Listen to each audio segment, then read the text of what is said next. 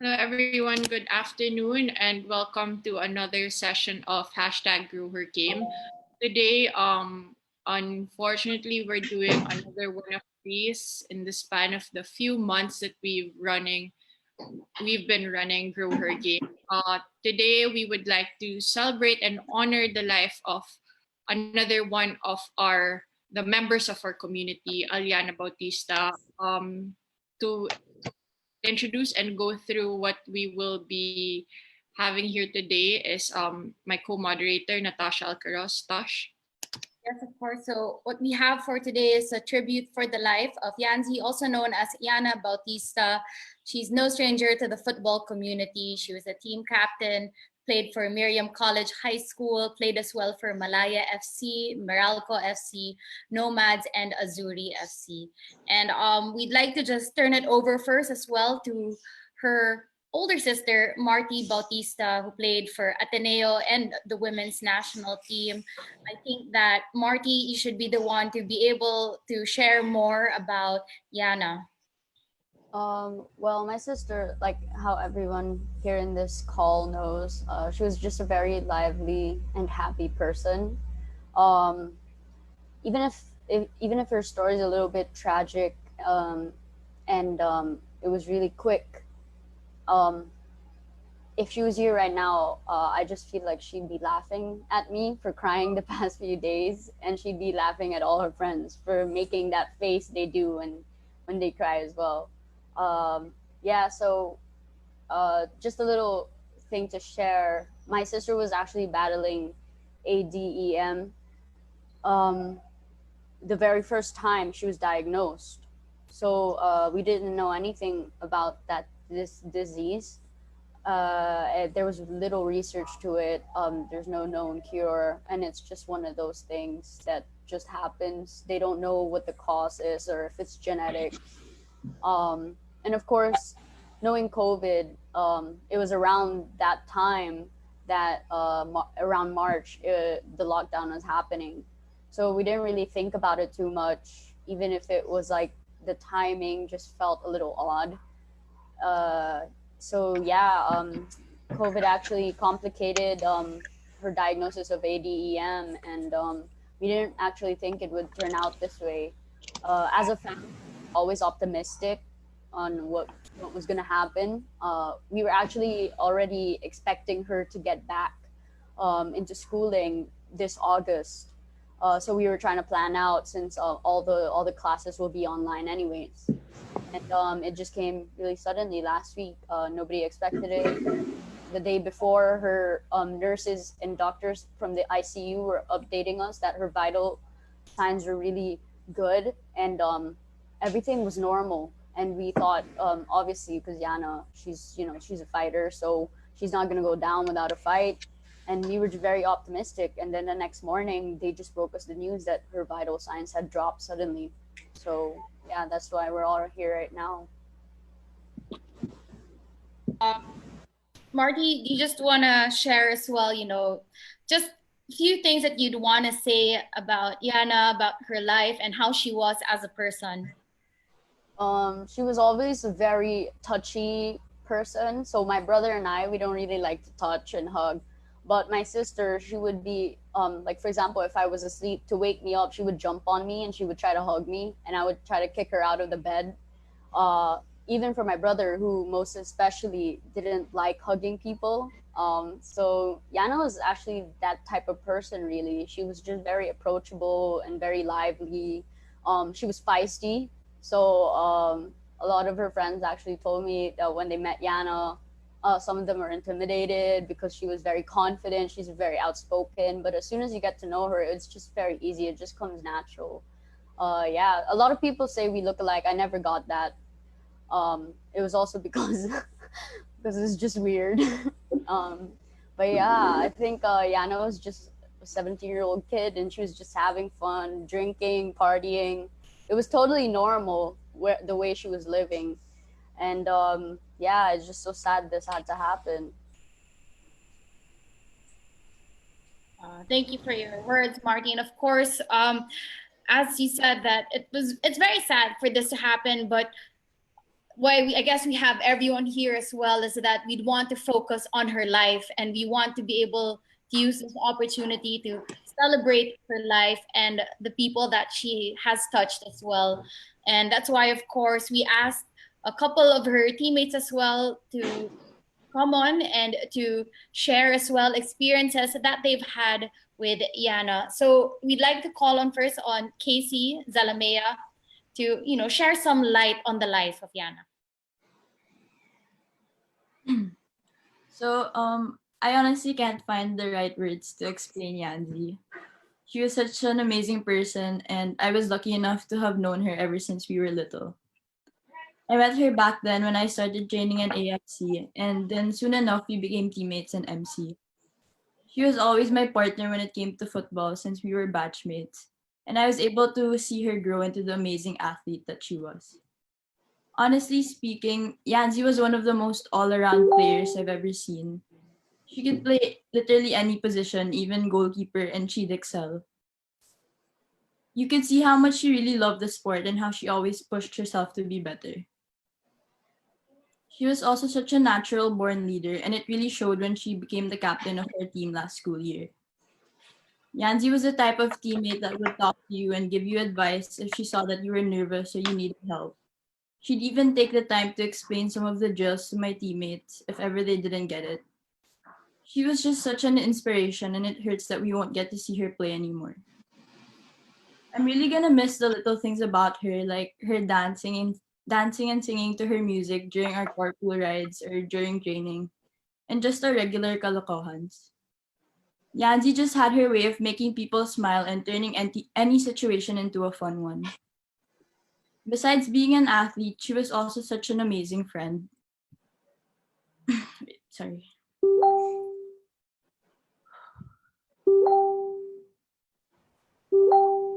Go, Casey. Sorry. You got this, man. Yana's laughing at you. I know.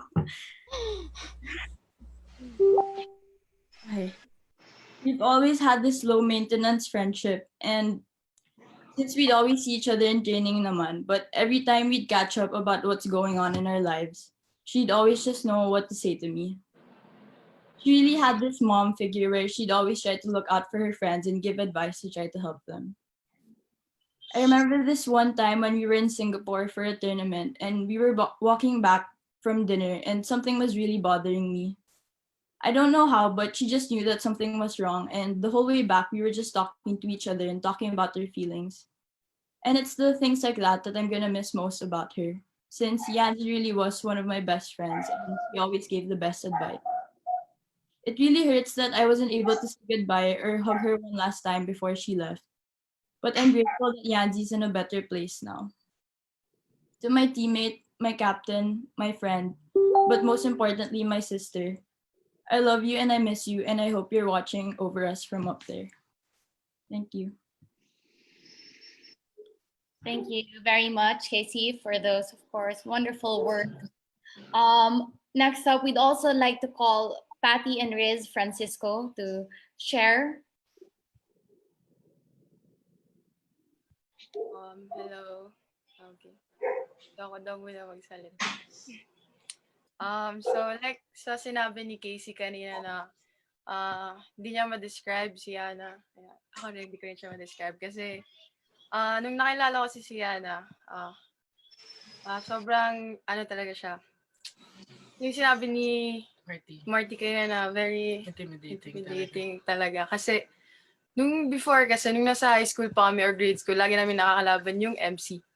As in, every tournament talaga, Alaska, Rifa, and Singa Cup. And parang, and sa mga games na yun, parang maraming nangyayaring slight lang na away. Pero, okay lang yun. Ayan, so, ayun. And, ayun, sinabi rin ni Marty na maraming nagsasabi na magkamukha sila. Which is totoo talaga. Nakikita talaga namin si Yana kay Marty. Ayan, so, and then, sobrang thankful rin kami ni Rizz na naging part ng life ni Yana kasi kahit hindi kami yung ganun katagal, Like yung sila Casey, Bethany, Cam, yung ibang MC, ever since grade school, magkasama sila. Pero kami kasi, high school pa lang. And ayun, mas nakilala namin si Yana. And nakita namin yung siya talaga. And then, ayun. So, sa dami ng memories namin together, di natin namin may isa-isa. And, ayun. Pero mamimiss namin yung bigla lang may pupunta sa amin na si Ana na pala yun, ganun. Tapos, minsan si Ana, mag-take out siya ng food sa McDo. Tapos, doon lang siya kakain sa amin. Out of nowhere, kakain na siya. Hindi na niya kailangan magkatok. Hindi niya na kailangan magkatok. Bukas na siyang pinto, ganun. Ganun si Ana, ganun kami ka-comfortable kay Ana na she's always welcome sa amin talaga. And siguro yung hindi ko talaga makalimutan kay Ana when, yung nakilala ko talaga siya kasi yun nga, sabi ni Patty, at first, intimidating talaga si Yana.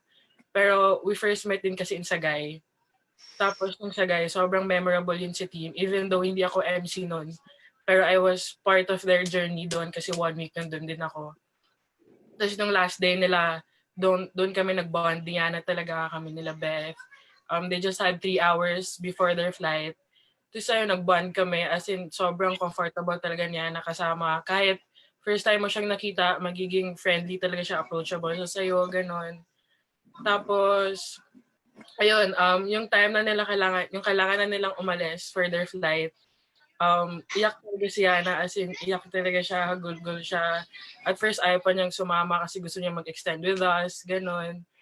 So, yun talaga yung maalala ko kay Yana, yung pagka-jolly niya, and sobrang cheerful kasi na tao ni Yana. Like, hindi mo talaga mahalata na she's battling stuff talaga on her own.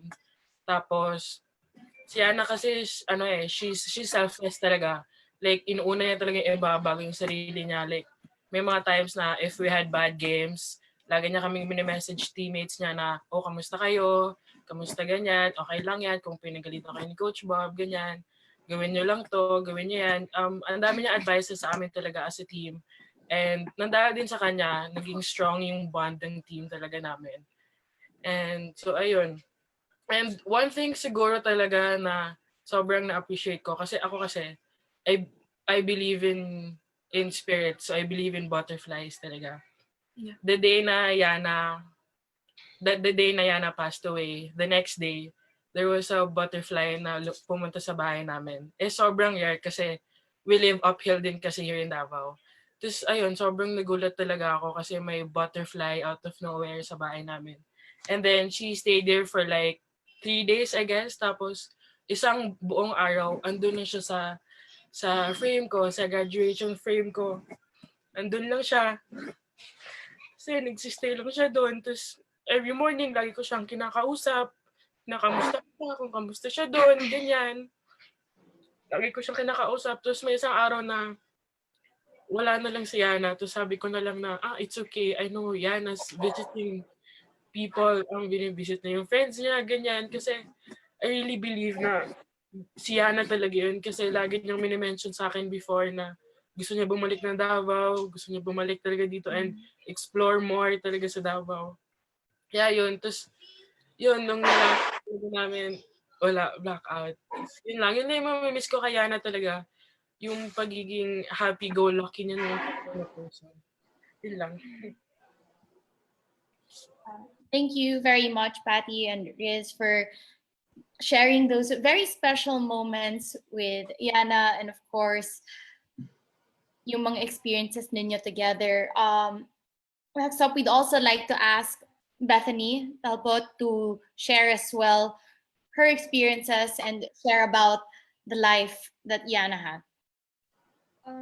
So one thing that really sticks out all the time that I like to share with everyone is my first encounter with Yana. So I was new to the whole of Manila because I came from Bacolod, and I didn't know a single soul here in Manila. So the first day of my football training in Miriam, I was extremely nervous, and because I didn't know anyone. And Yana came up to me, being so excited, so energetic, and of course it was intimidating because I didn't know anyone. But as she talked to me, I felt this feeling of comfort that this school is going to be my home for the next 5 years. And she made me feel so comfortable with the future that I was going to have at that school and with that team. And I didn't even expect or think that sooner or later we would become not just, you know, good teammates, but we became best friends. You know, Yana was someone that made everyone around her feel so comfortable. I was sort of the opposite of Yana. I'm sort of a shy and more reserved person, but Yana made me come out of my comfort zone. Yana would always bring me to meet different groups of friends that she had. And I'm not the type to, you know, want to mingle with people that I've never met before. But as long as I was with Yana, I just felt totally fine and comfortable with meeting new people, because, you know, she never make anyone feel left out at all. It's like she made it her goal, actually, to make everyone feel happy, involved. And that's what everyone loved about Yana. Actually, the past few days, I've been seeing what people have been posting about Yana, and even people who've had just one encounter with Yana, they would all say similar things about her, that she's very bubbly, she's so friendly, she doesn't care if you've never met before, if she doesn't know you, if you don't know her, she'll come up to you, she'll say hi, she'd want to make new friends. And that's basically everyone's story with her, about her. And, you know, another thing about Yana is that, like Marty said, Yana was extremely optimistic, enthusiastic about everything. I remember during this lockdown, Yana would constantly message me, and she'd always make plans, not just with me, but with our group of friends that we had. She was like, guys, after this whole thing, let's go to the beach, let's go to the province, let's have a barbecue, let's go swimming, let's go here, let's go there. And, you know, we were all excited as well. But Yana was just always that one level higher of excitement, always. And with me, she would make plans with me because I just started driving, and she was so excited about that. She was like, Beth, I want to go shopping, you know, now that you're driving, we can drive around to different places, let's go shop, let's go eat. Because another thing about Yana, she's really that person who's one call away. You know, she's that person that I know who I'd call to meet up with, and she'd be there. No excuses, she'd always be there. And it's kind of sad because the whole of Katipunan really just reminds me of her, because she knew every inch of Katipunan. She'd introduce me to new spots, new restaurants there. And one in particular is McDonald's. That was our meetup, where our coach would pick us up before tournaments and games. And Yana lived 5 minutes away from McDonald's, and she would always be late. Every single time she'd be late. But what was funny is that none of us would get mad at her, because it was Yana. You know, she'd come there, you know, with her hair being messy, with being all disorganized, but it was just funny. It was Yana. None of us were mad at her, because it was her. It was Yana. And this one time she was so late, but she was so hungry. So she ordered, I don't know why, but she ordered a dine-in chicken meal. And Coach Bob had arrived to come pick us up because we were already late. But Yana decided to bring this dine-in chicken meal and just brought everything with her, hurrying and running to Coach Bob's car, and just didn't care with the people in McDo seeing her like that. But yeah, it's just things like that, you know. It was so hard to be angry at Yana because she was just that type of person, just so happy-go-lucky, so enthusiastic, so bright and energetic. And it's just gonna be as you feel her entering the room, it's so painful to feel that we won't be feeling her energy anymore. But she as Marty said, she'd really be laughing at us for crying and having all these sulky faces, because Yana was never like that. She was so strong, so enthusiastic. So yeah, I mean, Yana knows that we all love her. So yeah, thank you.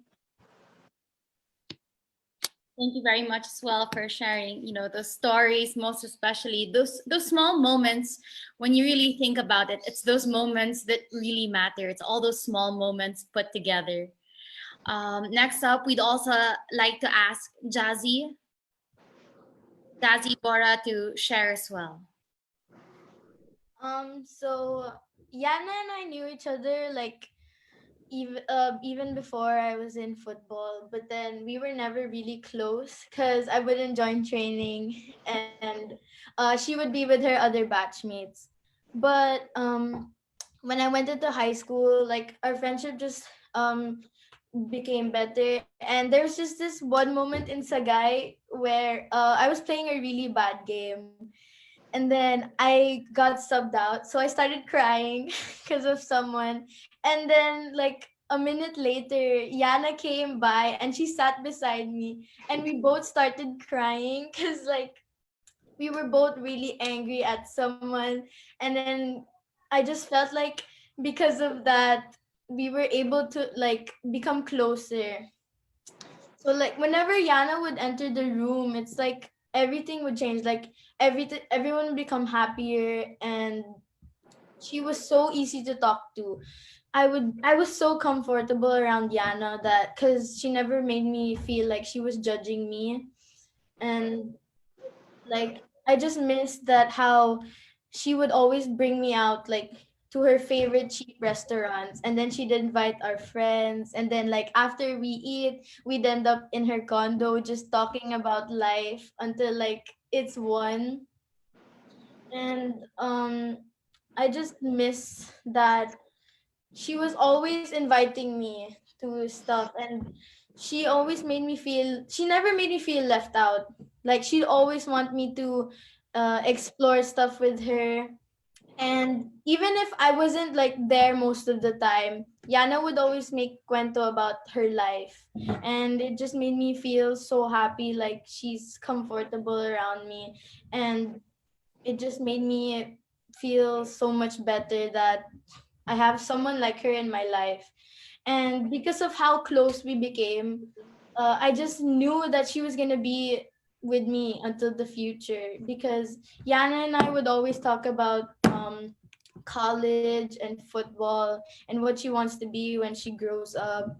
And I was super excited because she told me that she wanted me and Beth like to be in college and we could all be together like again. And I just hate it. Just hurts me so much that I won't get to see her like experience this with us.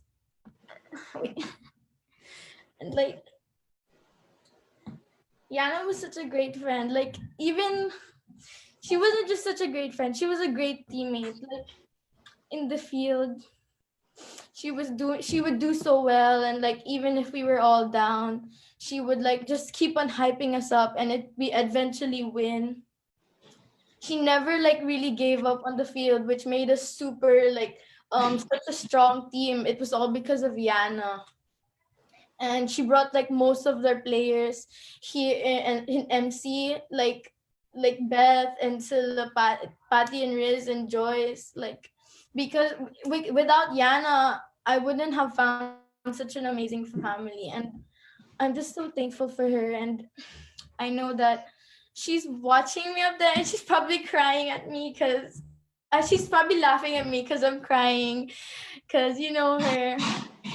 But I know she's getting like enough sleep up there because she was such a heavy sleeper that when I'd try to wake her up, she'd get mad at me because she just want to keep sleeping. And yeah, I just love and miss her so much. And yeah, thank you. Thank you for sharing those moments about her. And of course, among her friends, we'd have one last to share as well. We have Kamea Mangrobang. So, Yana and I started playing an MC together. So she was my first teammate, and I've known her for like 9 years. So we shared our first FIFA games together. We shared our first single cup together. Our first travel with the family, with the team together. We shared almost our first moments together. So she was really special to me. And even before, she has always been this confident kid. She would always sing and laugh. And I remember when she was like 8 years old, she would be singing along the corridor, singing super bass. And until she grew up, she has always been confident to the point that she'd wear a captain band during RIFA games. And while waiting for the next game, even in front of all the other teams, she would be laughing and dancing. And she just wasn't shy. She was just doing what she wanted to do. And that's what made her really special. It's because she was able to bring life to every occasion. She was like the life of the party, as what they all say. And I think she's really successful in life because of all the people that she was able to touch, the lives that she was able to touch. Because it doesn't matter if you've known her for like 9 years, or you've only known her for 2 months, or just got to hang out with her for just one night. Because I'm pretty sure that she was able to have an impact. Because also from what I read from what other people say, is that even if she was only with them for one night, it's like she was such a huge impact because she's really unforgettable. She has this vibe, she has this energy that would just radiate towards everyone and make everyone happy. And aside from those happy moments, we'd always have this conversations about our future. We'd always talk about where she wanted to go for college, what she wanted to be. I remember her telling me that she'd want to be a CEO. She wants to be an interior designer. She wants to have her own company. She wants to live in a penthouse. She's just a girl with big dreams. And there, it's really hard that she's not here anymore because of all the things that we planned together, all the things that we talked about our future. But I think that's really what makes her special, is because she was just able to live her life. She lived a happy life, and she was able to have fun. And for me, she's very successful because of that, because her life was happy and she enjoyed it with her friends and her family. So yeah. Thank you very much for sharing those as well, Kamea. Most especially, it's nice to hear that she was very happy. And in this life, really, a truly successful life is really a happy life. And it's nice to see, of course, as well, the impact that she's had on every single person on this screen right now, which just magnifies through all the other people that she's had an impact on as well. So we'd like to thank each and every one of you for sharing that light about her life. She was such a great soul, and we can feel it through all the stories that all of you have shared. And we know that this has been a very difficult time for everyone. So we also have a special guest with us here to help us navigate during these tough times. Joining us for this session, we'd also like to introduce Doc Marissa Guinto. She's the Associate Professor, Research Director, and Sports Psychologist of UP College of Human Kinetics. So good afternoon, Doc. Hello, everyone, and I'm glad to be here with all of you, listening to all the experiences that you've had with Yana. Really shows how she has led a very meaningful, though short life. Sometimes we think that a good life is a long life, and we all aspire to have a long life. But sometimes when we encounter really great people who have lived short but meaningful lives, we start wondering if our yardstick for what it means to be successful in this life or to be happy is really measured by the length of days. And so as we remember our dear friend Yana, a sister to some of you, we begin to reflect also on what our own lives mean. Now, what is really kind of difficult during these times is that we are experiencing something really very different in terms of grieving the loss of a loved one. We don't have a template for this because no one has ever lived through a pandemic and experienced what we are experiencing now. So it's very difficult to look at formulas in terms of how do we grieve, how do we get through this, especially for some of you who experience Yana like bigger than life in terms of her generosity with her own cheerfulness, her happiness, the life she's given to her team, to her classmates, to her friends, to her family.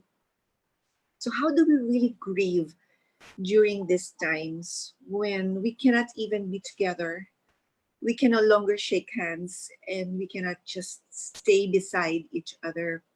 So this is what we need to understand, I suppose, in terms of accepting that we cannot insist on how we used to grieve the loss of our loved ones. We definitely need to embrace what everyone calls like a new normal. But I would like to believe that we have a better normal in reality, because it's bringing out a lot of good things in people now, despite the ranting against the government and how COVID has changed the lives of people. We are beginning to see that there are many good things that are emerging precisely because of these difficult times. So I guess the question of a lot of people to me is, how do we grieve the actual loss of a loved one during these times? And so as a psychologist, I would like to share with everyone um, some guidelines that we've learned also from the science of grieving. And I'd like to borrow some work of other people here. So I'll be sharing screen with you. You just give me a second on this so that I can pull out the one screen that I would like to share. Okay. So yes. Okay. So on the screen, you can see here I give a grieving process that is actually not my original idea. It was a result of the long years of work of Kubler-Ross with people who have lost a loved one and people who are dealing with terminal illness and the impending loss of their own lives. So usually when we hear the news of someone dying, or even getting news about a terminal illness, there is the normal reaction of shock and denial. Shock in the sense that you didn't see it coming, and some time to deny that, this might just be a nightmare. This can't be happening, just like COVID is happening to us. But in the beginning, a lot of people were too shocked to actually accept it. So feelings of denial that we can't get sick of COVID or we cannot die of COVID. I'm too young or healthy. And so this is usually the first reaction of a lot of people, no? That of shock and denial. And when things settle into a reality, like the person we love is really gone, or the life previous to COVID-19 cannot be back, at least in the near future. And even if we resume, let's say, our games and our competitions and our training face to face, it will not be the same.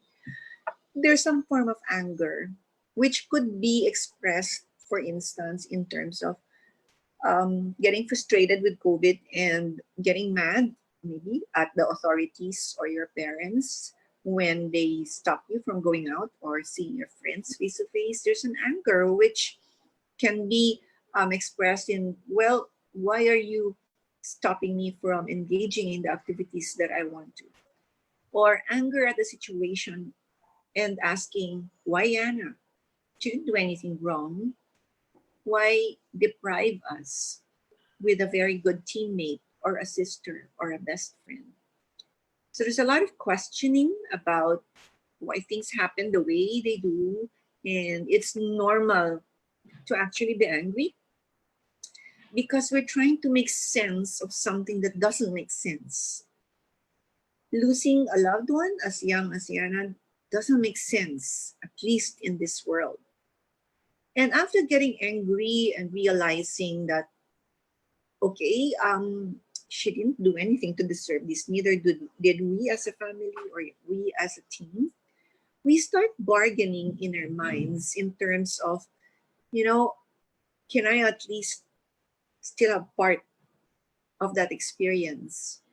So when people, for example, think about the life they lost here in COVID, maybe they could bargain in their mind to say, well, if we just physical distance for a few more weeks or months, we're going to get our lives back. And perhaps after the first semester, we can resume our training, and the season will be back the way we used to know it. Or we can say something like, well, I can always remember our good times with Yana, and she really didn't leave us. Her memory lives on, and I'd like to be able to maintain that in my mind. So it's like we're trying to negotiate the pain by trying to make adjustments in our minds and in our hearts. And they're not necessarily negative. That's how we cope with a very painful loss of a loved one, or even the loss of our previous lives when before the ECQ. So that's okay, no? But then sometimes people will have to even go lower than that feeling, no? Where we realize at a certain point that we've actually lost many things prior to COVID, for instance, like we lost our dream graduation, dream graduation ball, or for some people, even weddings, okay, or significant events that we were looking forward to when the year started in 2020. And for example, when we think about being with Yana for the team, no, in Ateneo, or for the future that we could be in college together, or perhaps still be laughing together, but all of that is gone now. When you realize that death is permanent in a way, or that our lives are forever changed because of COVID, it is normal to feel really at our lowest points, where our moods, no matter what we say to ourselves or what activities we used to enjoy, let's say even just with watching Netflix or connecting with our friends in Facebook or social media, will no longer uplift our moods. And so it's normal when you feel really dark, gloomy, and crying all the time, when it just like hits you. Now, maybe you won't feel it yet because everybody's talking about Yana. Everybody's like remembering good times with her. But after a few weeks, when you are by yourself, perhaps you suddenly remember a conversation with her or you see a picture. It's normal that even months after today, you will just find yourself crying and inconsolable in terms of your sadness. But as we will see here in the grieving process, that's not the end of it, okay? It's just that you need to be able to ride on that point in your life, that lowest point in your life. Because the next stage to this will be acceptance.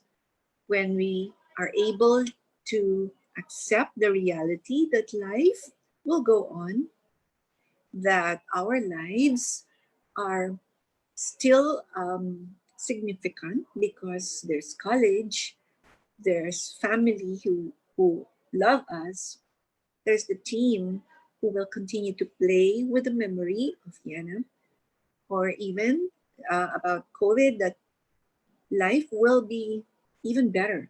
We can be the better versions of ourselves. And so when we learn to accept losses in this life, whether it's the loss of a game, which can also bring us through this grieving process, by the way, not losing a championship is like a death experience.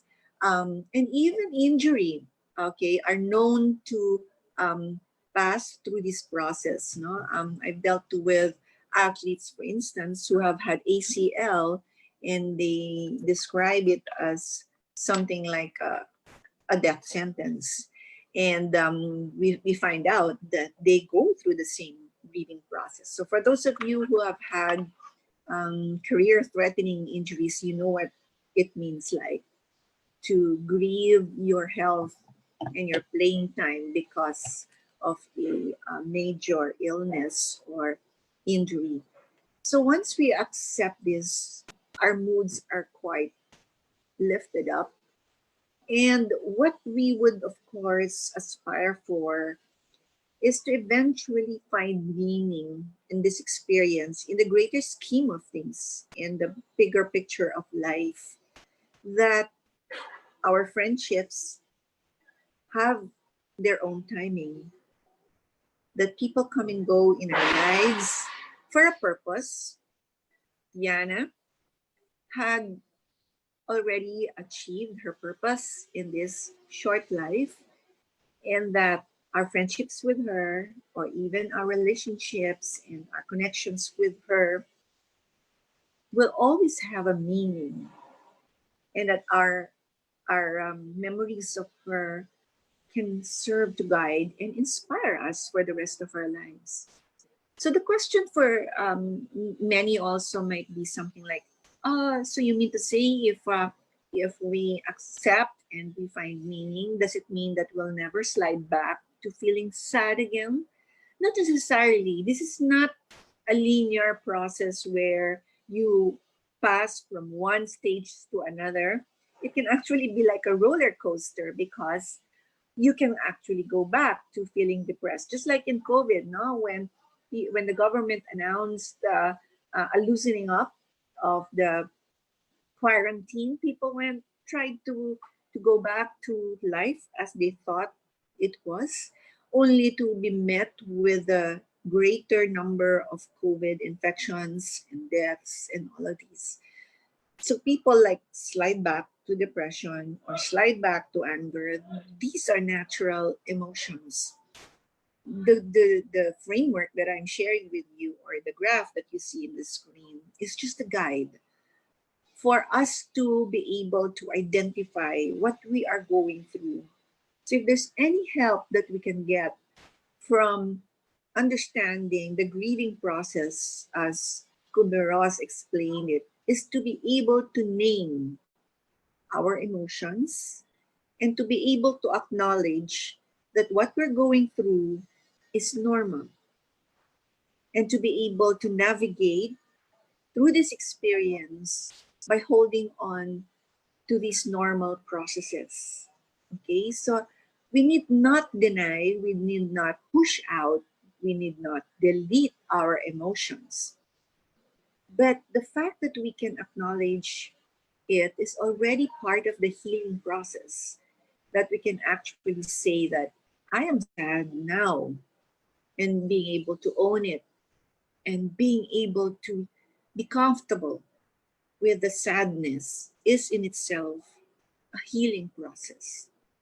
You know, even as athletes, I'm a sports psychologist, and so we train athletes in terms of being able to have that competitive mindset. And part of developing that competitive mindset is training athletes to acknowledge their feelings, whether it's nervousness, anxiety, or stress before a game, and being able to be comfortable and stay comfortable with that. Not denying it, not trying hard to push it out, but acknowledging it and learning how to play despite all this rush of emotions. So that's part of also training our minds to compete at a high level. Now, sport, they say, is a rehearsal for life. It's a microcosm of life as well, meaning to say that sport, what we call this, generates a lot of life lessons, and it also simulates a lot of the wins and losses in real life.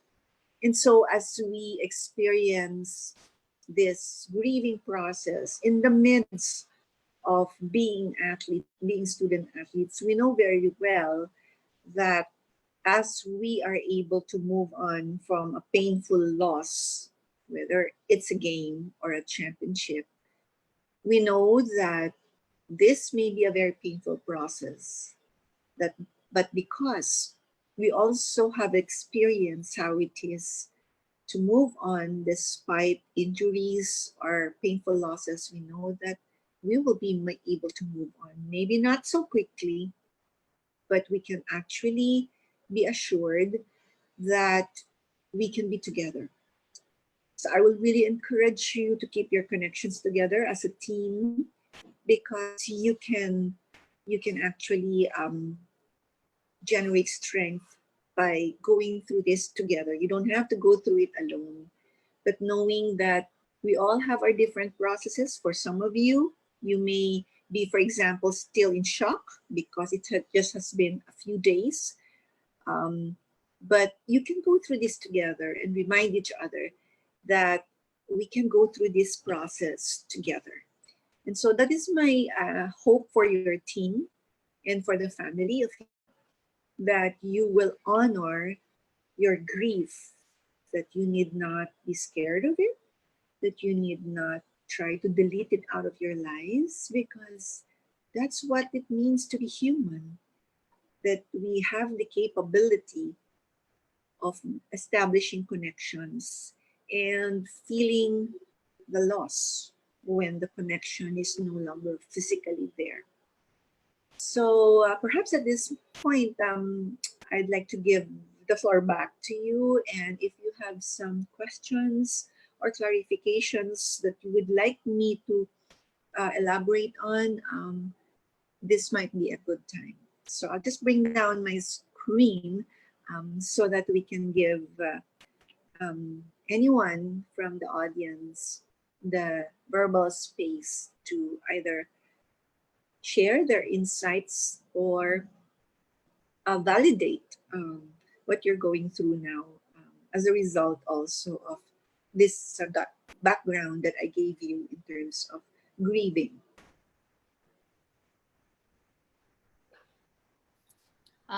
For now, Doc, we'd like to thank you, of course, for sharing what you've shared regarding, of course, that grieving process that everyone may go through. I think we should also give the girls a bit more time to be able to process as well.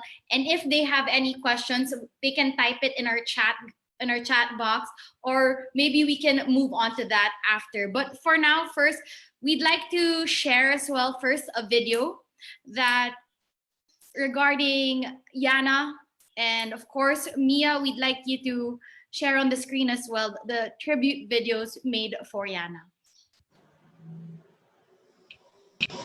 What's up, guys?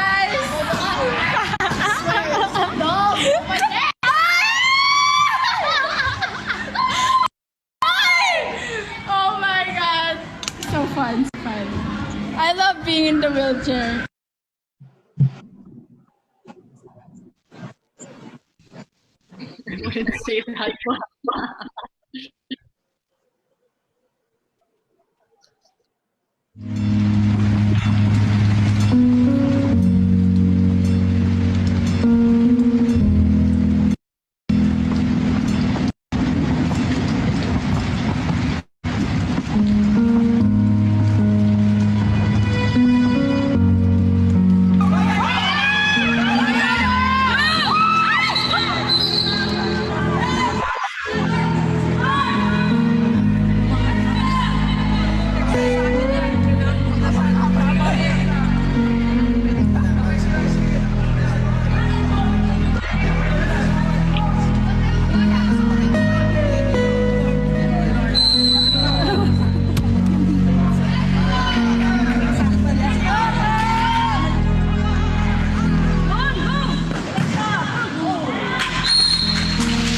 Hi, I'm Alyana Bautista, and I play center back for Malaya FC.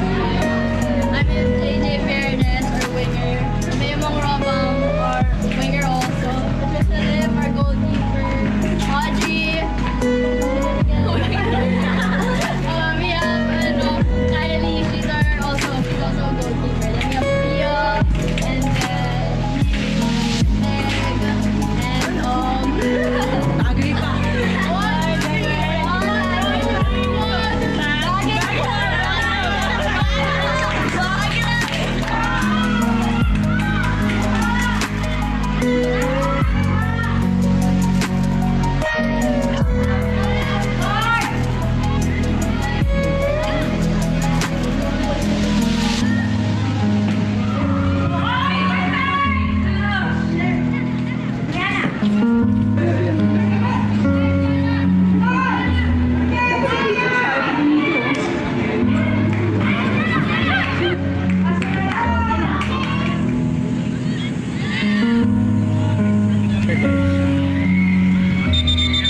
Must be the decoy.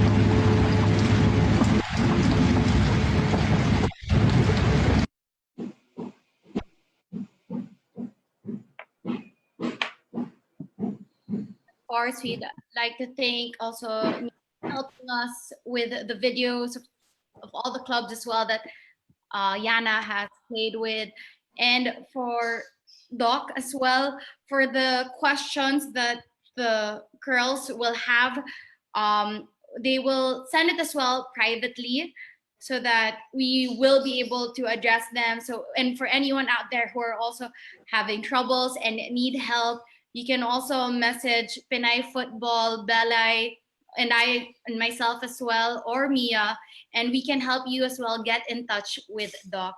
So I also just want to say, of course, Marty, we're very, very sorry for your loss. And I think that what a lot of the girls have shared with us here today was really just more of that light that Yana really brought. And she, as he said, with such a short life to create that much impact and to make so many people happy, and for her happiness to be shared with so many around, we will definitely not forget her. I'd also like to pass it on to Belay. So yeah, thank you again, Doc, for being here for the girls again. Thank you to all her teammates here with us today and out there who are watching, and especially to Marty and her family. Thank you, Marty, for being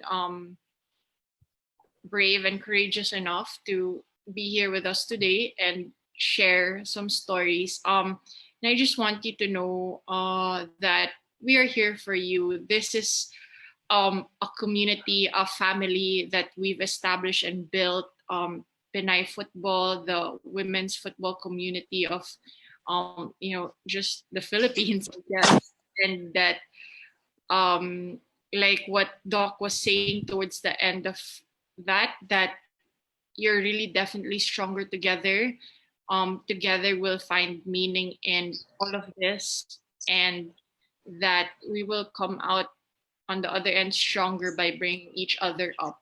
And I hope you know that for all of you that we're all here for you. We're here for each other, and we cannot thank you enough. And you guys, Marty and your family, Yana's family and friends are in our prayers, really, truly. And that's all. And thank you everyone for joining us again for our special session honoring Alyana Bautista. And we'll see you next time. Thank you.